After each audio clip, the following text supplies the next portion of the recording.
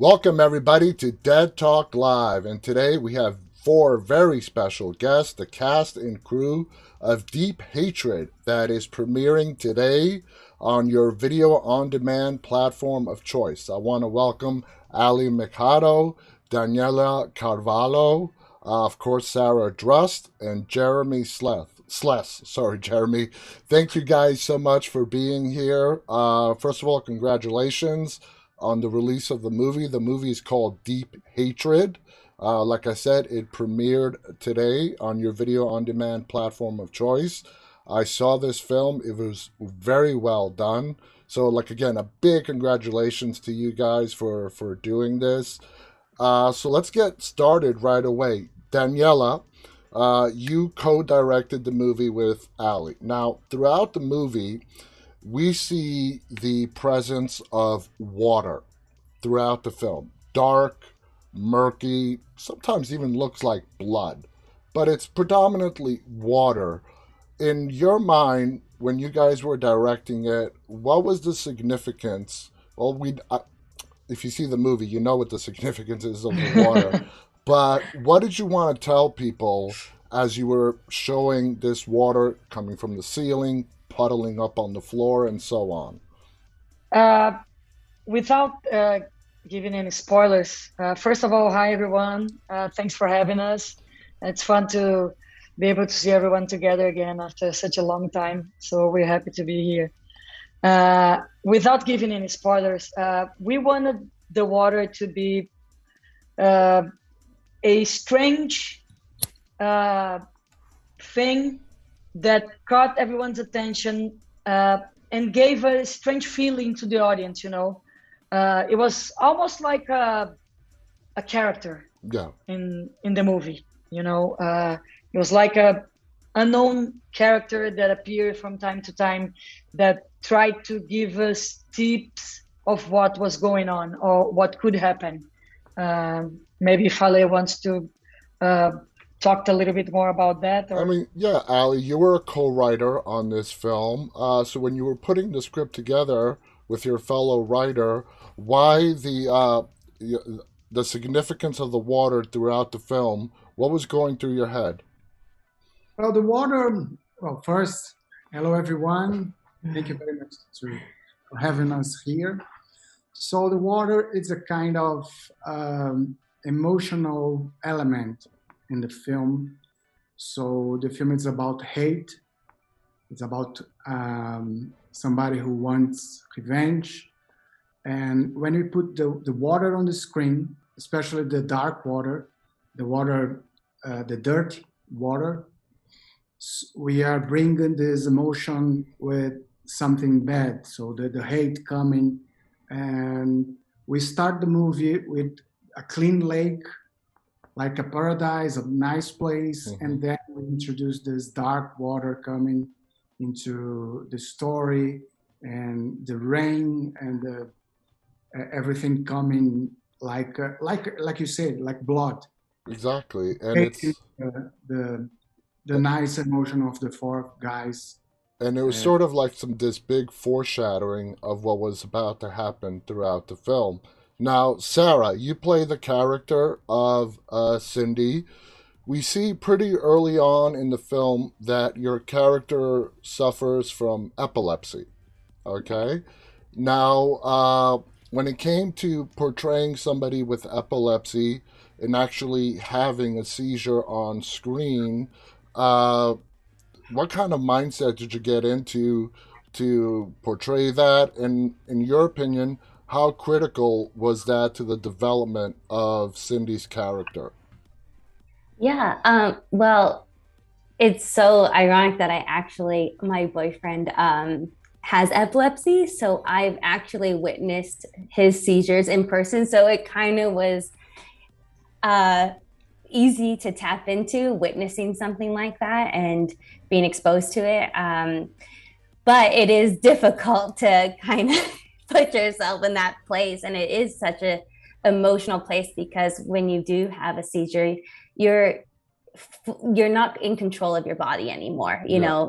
You've been totally taken over, and that's the yeah. So So yeah, and then having to like, have stuff in your mouth and Foaming at the mouth and all yeah, that. Yeah. yeah. And like one take we didn't get the camera set once, and the foam just started like growing in my mouth, and then it just burst and exploded. So it was like it was quite a blooper moment. It was pretty awesome, but yeah. That's So awesome. Now, Jeremy, your character, Mark, we find out is just a huge character as the movie goes on. We'll leave that at that. Now, as the film progresses, Mark is questioning himself what is real, what is not real. He's obviously witnessing, experiencing all these things that are going on around him in this farmhouse. Uh, is that how you saw it as well? Did you get into the mindset of Mark at this point does not know what is real and what is not real? Well, I think there was something very interesting with all of that in terms of playing Mark, and the great thing that I loved about him was he was just so grounded and real and compassionate towards Sarah's character, Cindy. He really just only is there to support, and he's only there to just be her rock and her roots, which I think it's almost ironic that he's the one that almost sort of kind of starts seeing, these weird things happen and gets convinced that maybe there's something else going on, because it's the complete opposite of what his initial expectations of this trip were going to be. Mm-hmm. It's not like the other characters that were kind of seeing things a little bit more light and not as serious in terms of everything that's going on. He was the one that really had a specific job to do to support his girlfriend. And next thing you know, he's taken into this weird mystery type world that just kind of throws everything that he was trying to do out the window and forces him to almost, be responsible for how everything goes down. I mean, if they do this one thing or if they do that thing, I mean, it almost becomes his decisions in order to protect Cindy. Exactly. And I think, I just loved being able to kind of grapple with that struggle, because it just, there were so many elements and so many levels that Ale and Danny and myself played with along with Sara. And I think, I think we found some really good moments, but it was definitely a challenge. And I think there were certain moments where I had to choose the amount of, I don't want to say hysteria, but the amount of how much I kind of let these things take me over. Exactly. Because I always have to remember that I'm there to support and, but also to deal with these things at the same time. Out of the four of you, the four main characters, in your mind, why do you think it's Mark that starts seeing this? I don't want to give anything away. Starts seeing these things first, starts experiencing this phenomena first. He's sort of chosen in a way. Why do you think it was Mark out of all four of you that was chosen? Well, without really delving into what which might be considered a spoiler, and let's see. I think it has something to do, at least what I had perceived was I think it had something to do with the emotional and deep connection to Cindy. I feel like he almost absorbed what could have initially happened to her if he wasn't there. Yeah. I always kind of see it as he kind of just was the shield to everything that was coming at Cindy, and in a way, again, assumed the responsibility of the role that his character takes in the film. And there's specific instances that would probably be the center points of exactly how he begins to go down this path. But I wouldn't want to, I'll wait for people to watch the film on that. But now, in direct question with that, Sara, do you think Cindy shares the same feelings for Mark that Mark shares for Cindy? Yeah, I think she also really relies on him now. She had such a sheltered life and not really exposed to the real world. So I think it's like he's her main source, and it's kind of all she has. So she really depends on him and craves his love and also wants to give love. So, yeah. Now, Cindy has a very interesting relationship with the character of Nathan. Okay? Very interesting. Do you think Cindy is oblivious to his feelings towards her? Or in one way or another, she maybe feels the same way, but is not willing to admit it to herself. And that Yeah. causes conflict, of course, with Mark. Yeah. I think her and him growing up together, sort of in each other's lives, you know, there is part of her that sees him as a brother type instead of this, like, you know, love. But there is moments of her just knowing him for so long and feeling so comfortable with him, and they have history. Yeah. So it's that kind of, I guess, could lead you to thinking they, you know, she could feel something for him, but it also may have never been able to happen because of their past and their history together. Gotcha. So, Gotcha. yeah. Now, Ale, let's talk about let's call him the antagonist, the bad guy in the film. Was there a discussion on how you guys were going to portray it? Obviously, when you were writing the script, you wrote the bad person in a particular way and how they moved, their characteristics. When it came time to filming, and now you have to show us this bad person, was there a lot of discussion before you guys settled on a look that everybody liked? Yeah, we made, at first we wanted to create somebody who was not bad from the beginning. So we picked the idealistic guy who was leading that community, and then he was betrayed, and because some interest in money and etc. And then he starts to, after they kill them. This is not a spoiler because it's the beginning of the movie. Yeah. But they kill them, and after that, he's completely made of hate. So our character, our monster, it's the hate itself.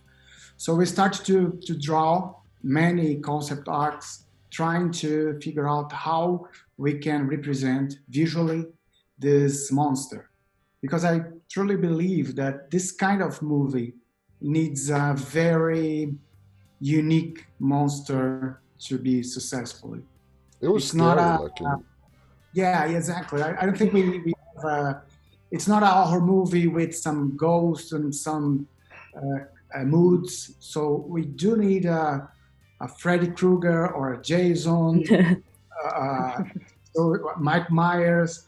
So we start to draw and thinking, well, he was drawn it in the beginning of the movie.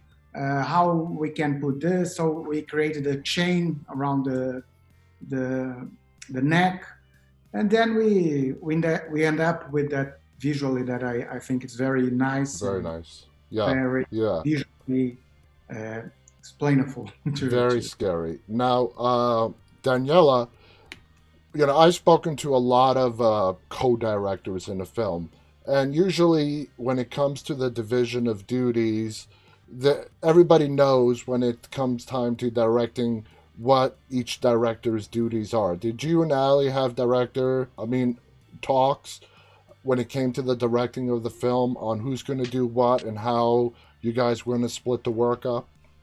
Yes, we actually had worked together before. So when she decided to make this movie, she called me up and she said, "Do you want to co-direct? I need some help. It's going to be really tough. I'm doing other things, so we can work together." I said yes. I was actually an AD for a long time. I did her first feature film as her AD. That's how we met. Nice. And so I went on board, and we talked a lot about the process. She had very clearly on her mind the movie because she wrote it, so it was much more clear for her than it was for me. And we had long conversations about the process. And she's an avid horror film watcher, and she loves that. So she's more into that than I was before going into the movie. And after that, I watched everything that I could. So it was great. Before going to make the movie, I watched a bunch of horror movies and a bunch of thrillers and things like that. And we end up sharing the director's chair. Very. I think we didn't have a specific thing that I did and a specific thing that she did. We did everything together. So sometimes I was the one talking to the actors, sometimes she was, and we talked about the shots and how we were gonna do the scene, and we actually just talked about everything and did everything together. I don't think there was one scene that we said, "Oh, I think we should do it this way," and she said, "I think we should do it this way." I think we end up. It was a collaborative effort. It was a collaborative effort from the beginning to the end. Nice. After I read the script, we talked about it, and it was from day one. Now, So, Jeremy, as you were reading your character's arc in the film, Mark, and seeing how complex your character is from the beginning to the end, did you and Ali have a lot of talk, since Ali was the writer, co-writer who sort of came up with how Mark's arc was going to go? Did you have a lot of questions in regards to his arc and so on? Oh, I had a lot of questions. I definitely came in with a lot of questions, just right off the plane, right to the chair. Let's sit down, and it was great because Ali was great. She sat down with me and made sure that I was fully confident in everything that I was going for. There was never a wrong time for me to ask her a question, no matter what we were doing on set or anything like that, because there was so much that I was grappling with Mark. And I always would say when we were filming, I would say that Mark he's kind of in his own movie. Like, he's got like his own thing going on in his mind. He's going this way. Everyone else is kind of over here. And there's this like push and pull. And Ali was just so great to talk about that. And yeah, we did have a lot of talks about it. And then when Danny, of course, came on board, we talked about certain things of other aspects. And sometimes, we were all working together to develop certain scenes and kind of figure out together just where the emotion was going, where Mark's arc was going. But yeah, it was really nice because there was sometimes when Ali and Danny would be going, there was sometimes, like me, I feel like my questions were very much specific and sometimes, just a million little tiny ones, and one of them would take over my issues, and then there would be more of a bigger picture kind of thing going on, and they had no problem just swapping, and one took over what the other was doing, and vice versa. And I think that really showed a real collaborative aspect of that, because I think it could have easily been difficult. It could have easily not worked well, depending on who was kind of leading the show. But like Donnie said, they both worked together before, and once I had my hesitations going in, because I was like, oh my God, I got 8 pages of questions here, and I'm about to blindside them with all this stuff I got going here. But right when we started talking, I mean, just right off the bat, I felt really comfortable and solidified in what I was doing, and I also felt free to take risks in certain takes, and allowed me to relax and kind of make sure that I was comfortable focusing on Mark's own storyline, even if it felt like I was detracting from the others, which essentially the thing I was worried about was the thing that I ended up finding out from both Ali and Danny, which they ended up finding out that I was on the right path after all. Yeah. I don't think. But it was wonderful. I don't think you did. I think everybody, all 4 of you, had their own story, and everybody had awesome screen time to tell it. Now, Mark's story is told beyond just the dialogue that you have. It's told in your movements, your facial expressions, anger, pure terror when you're afraid. You worked that very well, and it came through very well, because it gave us a glimpse into your character's mindset. Was that something that you purposely did and worked on? Yes, actually, it's specifically enough. It is something I played with a lot. Ali and I, we really worked with my famous level system of percentages. We would always figure out what the emotion was in the scene, or at least the driving emotion, and then figure out what percentage it was to be revealed at this time. I mean, sometimes it would be at 37%, or we would dial it down to to a 21, or we would up it to a 54, depending on that emotion, because Mark had to restrain himself a lot for Cindy's sake. Yeah. He had to keep himself together for a majority of what could be a very stressful moment if he kind of just let it all out. But in terms of, keeping things together, yeah, there's a lot hidden there. And I think that as things slowly start to unravel, we kind of see that spiral take place. So Yeah. it's very withheld, and it fluctuates between withheld and kind of letting loose. And in the end, it's kind of just this nice little bubble of energy that he kind of experiences, rather than something that was a little bit more clear cut, solidified. There wasn't exactly one way to play it. It was a very interpretive kind of character. Absolutely. Now, Sara, Cindy, if I was to describe the character of Cindy, a nice, easygoing person, does not like to cause conflict, rock the boat, very easy to get along with, very pleasant. That's how we see you when you're introduced to the film and as the film progresses. Was that something that you really had to tap into, or is that who Sara Drust is in real life?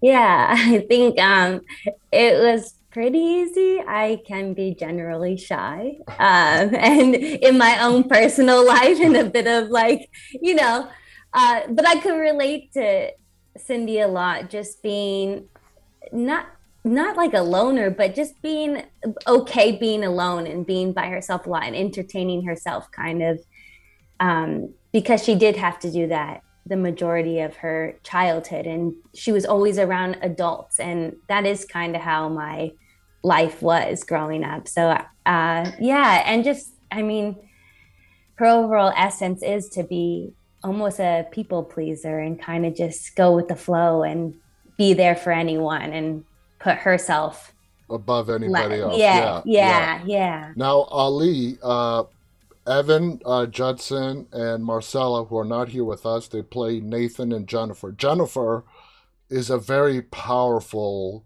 presence on the screen. You could say she's the mirror opposite of Cindy. She doesn't care what she says if it's going to upset someone. When she wants to leave, she makes it very vocal. So when you were writing the character of Jennifer, was it your intention to make her a mirror opposite of what Cindy's character was? Yes, actually, she is the opposite of Cindy. It's like even make the Mark opposite as well. So the idea is to bring two couple very different. So one couple of the good guys, shy, and the other one being the free and the funny ones, and this conflict will build everything that's going to happen in that weekend. Yes. Daniela, working with Sara, Jeremy, and the others as a director, did you find it very easy? Because it's like, directing, depending on which director you talk to, it's like 70 to 80% of directing is casting, okay? And you just sort of get out of the actor's way and let them do their thing. And if they have questions, you're there to help them through it. Working with Jeremy and Sara and Marcella, did you find that they were great in getting what you guys wanted to put on the screen and required very little direction? I think they're great. Not because they're here, I'm saying this. it's the honest truth. No, when I went on board, the cast was already done. The casting process was already done, and I watched the tapes. I don't remember now if it was tapes or what was it, but I watched everything, and I really felt that they were great for the part they were cast. I could look that they are right for the part, and when they arrive and we got together, I think it really flowed really well, everything, and the entire process was really nice, and we're all in the same place. We're all staying in the same place, so that helped a lot because we are together 24 hours a day for the period of the shoot. So we were always talking about the movie and the parts and the scenes and everything, and everything was smooth. I've been doing this for 22 years, so this was a smooth process compared to a lot of projects I worked at. So That's awesome. it was very pleasant, everything. We had fun doing it. It sounds like you did. Yeah, we had fun. It was 3 weeks of fun. We really enjoyed it, I guess. Jeremy, your Mark's character has a very interesting moment with Nathan when you sort of share with Nathan your plans to propose to Cindy. And do you think at that moment, Nate's reaction is Mark oblivious to Nate's feelings towards Cindy, or does he take what Nate says at face value? I think Mark has the intellectual capability to detect some type of feeling from Nate to Cindy, but based on that current situation that he's in, both being out of his element at Cindy's deceased father's estate, as well as the idea to propose, as well as a few other things that have already happened since he's gotten there, I feel like that specific moment, no, it's not on his radar. At least that's how I approached it. Yeah. But again, that's another one of those things where Mark is kind of, has blinders on sometimes, and then they come off for certain times. And, there's certain other moments in the film where I feel things kick in. My interpretation of that scene when Nate was unloading on you and your reaction towards him was that you're oblivious to the fact that Nate is in love with Cindy and he's telling you that it's a bad idea to propose, and you're taking it at face value, and you could tell just by the expressions on your face that his words are deeply wounding you. Right. They really hurt you, and you're like, you sort of start questioning yourself, am I good enough for Cindy? What do you think about that?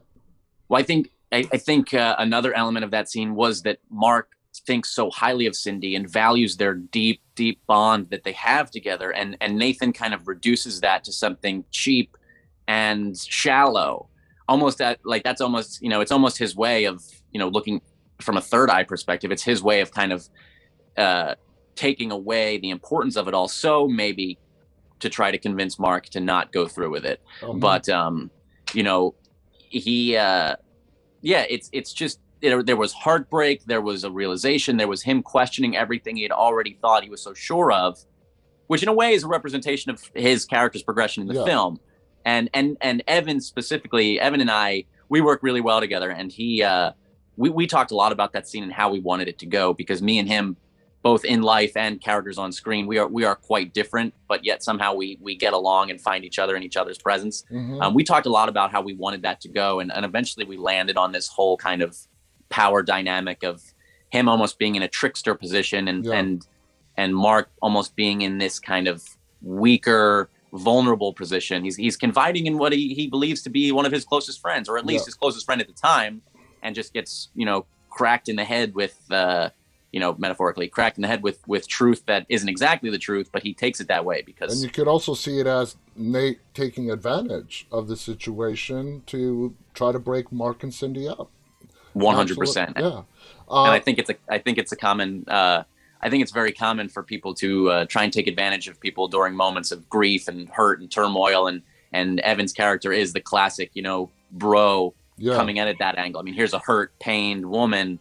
Let me swoop in and try and get out of the friend zone here. This is my opportunity. I can be there for her. I just gotta get her very loving, caring, wonderful boyfriend out of the way first. The monster's inside the house. Now, Ali, when you guys were trying to come up in the writing process, the backstory to the commune, the farm, before you settled on the story that we see on the screen, did you play with a lot of different stories on what that farm/commune was in the past? It could have been a cult, it could have been this, it could have been that, before you landed on what we see in the film? Yes, me and Fernando starts to write straight to this story. And very soon we realized that we need to write a backstory telling everything what happened in that farm. Because we need to create an universe, a whole universe with rules and characters that we're gonna use in the whole story. So it's like a detective movie Yeah, because we start to review many things that happen not on screen but before the story. yeah. So we start to write the story of who was the priest who led that community, who was the Cindy's father, and why he was killed, and who was the grandfather of Nathan. So I think we spent many days writing this story about the farm, and maybe we do a movie about that. If this movie works, we can do a prequel. The backstory to that commune slash farm is very critical to the story, and you guys could have gone a lot of ways with it. There is no right or wrong way. I like the way you guys did go with it. More realistic, true to life. We're not going to say any more about it. Sarah, before we go, this movie was shot in Brazil. Beautiful, beautiful location. Was this your first time in Brazil, and what were your thoughts on the location of the shoot? Yeah, it was my first time. And I mean, we drove 2 hours in the middle of nowhere and we're like, are we ever gonna get there? It was kind of like a little like almost like a little horror movie. Like I'm like, I don't know about this, but it was wild. And then once we got there, it was like paradise. I mean, it was acres and acres of land and little waterfalls you could hike to, and cows everywhere and dogs, and just like everyone was so welcoming. And it was just so cool because even though like half of the crew spoke only Portuguese, we all just meshed. I mean, we Yeah. just seamlessly worked so well together and had such beautiful moments with everyone. So it was, and the house was truly magical. I mean, the whole place was. It did get a little spooky sometimes, but I will say I can that. imagine that night. uh, Jeremy, having that environment where you, cast, crew are all living in the same place throughout the whole shoot, like Daniela described, did that help you as an actor get into the character that you were playing? Absolutely, 100%. I mean, my initial training comes from a theater background, and as much as I love theater, I mean, the glory and just the feeling I get from being on set on a location of a film is unmatched for me. I mean, I've been on my share of sets, but getting to go to Brazil and being on that farm with everyone there, who many of which, right, like Sarah said, didn't speak English, and just getting to make some form of art was, yeah, it of course helped, because a lot of similarities to what Jeremy was actually going through was the same thing that Mark was going through. I mean, he had never been there. Mark had never been there. I had never been there. I mean, there were so many things, like we would film in a location and I could have sworn I had seen this whole farm, but yet we would go to this house or this room or this area and I'd be like, where was this other building here the whole time? And it just really helped me get into it, and just the mood and just the culture of another country. I mean, I could talk for another 2.5 hours about my overjoyed experience there in Brazil and the amount of times I almost got attacked by wild dogs and cats, but that's not here or there. But yeah, I think something like that is not only life-changing, It's magical. wondrous, but yeah, I think a lot of what you see on screen is a direct reflection of me being put in that environment, and it couldn't have been replicated anywhere else. Oh man, that's awesome. Now, Daniela, before we go, the movie is out today. I'm assuming it's out on the major platforms: Amazon, Vudu for purchase or rent, Apple TV, and on and on. Am I correct? Yes, I think it's on Amazon Prime, Apple TV. Where else? Vudu, Vudu, Voodoo, yes. Yes. All the major, basically, guys, all the Yes. major platforms where you could rent. It's out there. Go Yeah. and watch. Yeah, you can rent it, you can buy it, you won't be disappointed. The movie is called Deep Hatred. Hope you enjoyed the interview. The movie is great. There's a lot of stuff that we could not talk about due to spoilers. The movie does take a lot of twists and turns. Uh, a lot of people that I've spoken to who have seen the movie already loved the ending that we can't get into right now, but it shocked me as well, being a lifelong horror fan. So it takes a lot to shock me, and you guys did shock me with that ending. Good to hear that. You guys did a fabulous job. Thank you so much for coming on here. Let's just turn it to Ali. Any final thoughts you want to share before we go? The only thing I think it's very important to tell, we lived together to make this movie for 3 weeks in the same place, in that farm. And I think this is on the screen in a way. It does. It comes through. It really comes through. What happens behind the camera definitely affects what we see in front of the camera. And the cohesiveness that you guys showed was amazing, and you guys did great. Sara, Jeremy, Danielle, Ali, thank you so much. Again, guys, the movie's called Deep Hatred. Rent or buy it on your favorite video on demand platform of choice. Thank you to our guests. Thank you to our viewers who are watching this live and those who will watch this later on. Until next time, on behalf of my guests and myself, stay safe, stay walking. Bye, everybody. Bye bye. Bye bye.